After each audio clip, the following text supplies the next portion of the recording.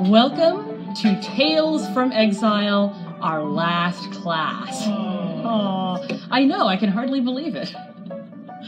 Today, we have the book of Esther, one of the better known stories of the Old Testament. How many of you knew the story of Esther before you ever opened up your book to read it for this class? Few of you.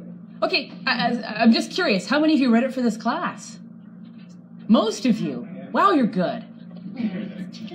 Like the book of Daniel, Esther reminds us that God is on the throne, that he is firmly in control of human history.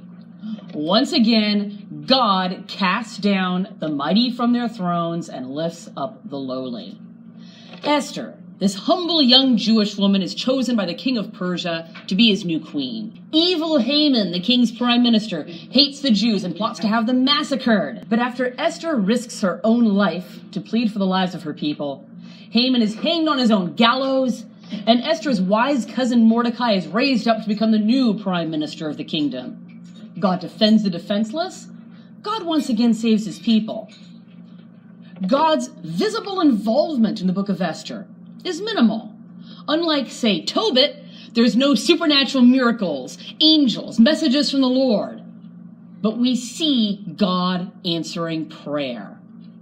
With his invisible hand, he guides human history and protects his people from death. There are times when we don't see God's visible involvement in our lives. And yet we know that in the troubles we face, God hears our prayers. God's hidden hand is guiding us and protecting us, and he will save his people. The book of Esther takes place in Persia around 480 BC. If you have your maps in front of you, they're worth pulling out. We are now in Susa, capital of the Persian Empire. How did we get here? All right, quick history review. You remember that Nebuchadnezzar conquered and destroyed Jerusalem and led the people away to exile in Babylon in 587 BC. We remember from the book of Daniel the long reign of Nebuchadnezzar, and then Belshazzar, the foolish king who saw the writing on the wall and was conquered that very night by the Persians. King Cyrus of Persia now rules the Jewish people. The prophet Isaiah had declared long ago that Cyrus would be the instrument of God. And indeed, in the first year of his reign, 538 BC, Cyrus issued this astonishingly merciful decree allowing the Jews to return home. It's kind of a preview of what's coming next, but here's Cyrus's decree. Thus says Cyrus, king of Persia, Yahweh, the God of heaven, has given me all the kingdoms of the earth, and he has charged me to build him a house at Jerusalem, which is in Judah. Whoever is among you of all his people, may his God be with him, and let him go up to Jerusalem, which is in Judah, and rebuild the house of Yahweh, the God of Israel. He is the God who is in Jerusalem. And let each survivor, in whatever place he sojourns, be assisted by the men of his place with silver and gold, with goods and with beasts, besides freewill offerings for the house of God, which is in Jerusalem. Wow. After everything they've been through, it doesn't get much more dramatically helpful than that. Oh, go home! Build a temple to your God! I will help you! Everyone in the empire will help you! This decree was issued right about the same time that Daniel was saved from the lion's den. It's a fair conjecture that Daniel's miraculous rescue led to the writing of this decree. So, thousands of Jews in exile went back to Jerusalem and Judah and began to rebuild their ruined city. Rebuild the temple, rebuild their lives. They were even allowed to bring back the temple treasures that had been looted by Nebuchadnezzar, minus, of course, the lost Ark of the Covenant.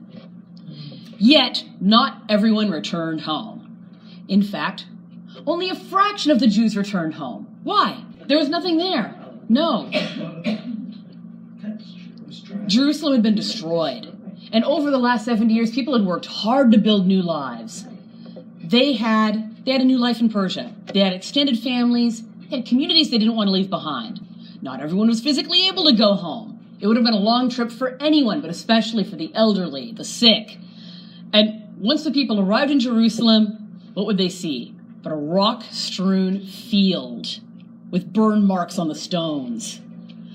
Didn't some of the folks stay behind during the original? Yes, but not in Jerusalem. Jerusalem was a destroyed ghost town. The only people left are the peasant farmers. So, the people coming back are going to have to start from scratch by digging those rocks out of the dirt. This is not a task everyone is able or willing to undertake. So, even after the return from exile, many Jews remained in Persia. About 50 years after this decree of Cyrus, there lived 2 Jews in Susa, the capital of Persia, Esther and her older cousin Mordecai, who was raising her.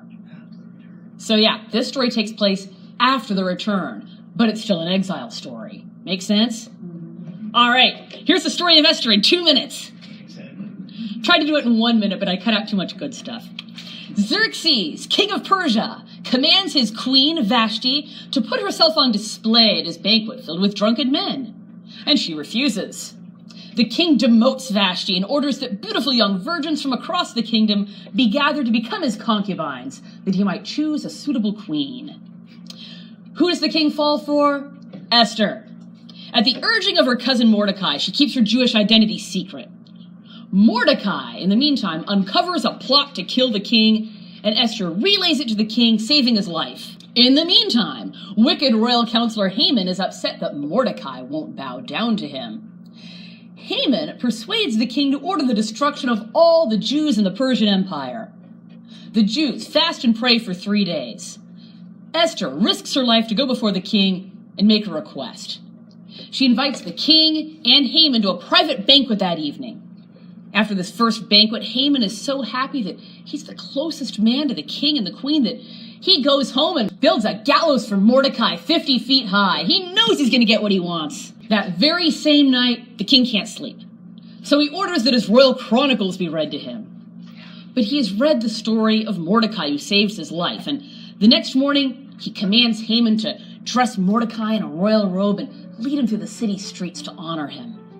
Haman is beyond mortified.